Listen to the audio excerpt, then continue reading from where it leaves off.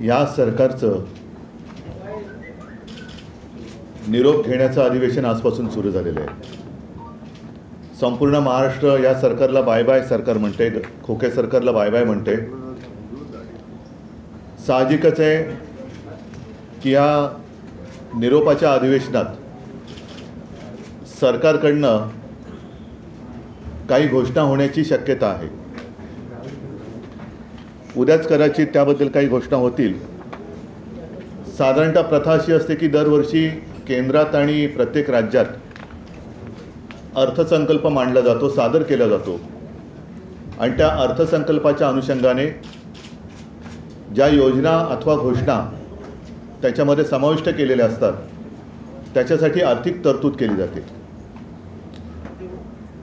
अर्थसंकल्प एका बाजूला जो काही घोषणांचा पाऊस पडेल हा गाजर संकल्प असणार आहे, कारण निधी खर्चच होणार नाही। घोषणा आजपर्यंत खूप झाल्या, घोषणांचा पाऊस आणि अंमलबजावणीचा दुष्काळ हे यापूर्वी सुद्धा मी म्हटलेलं आहे।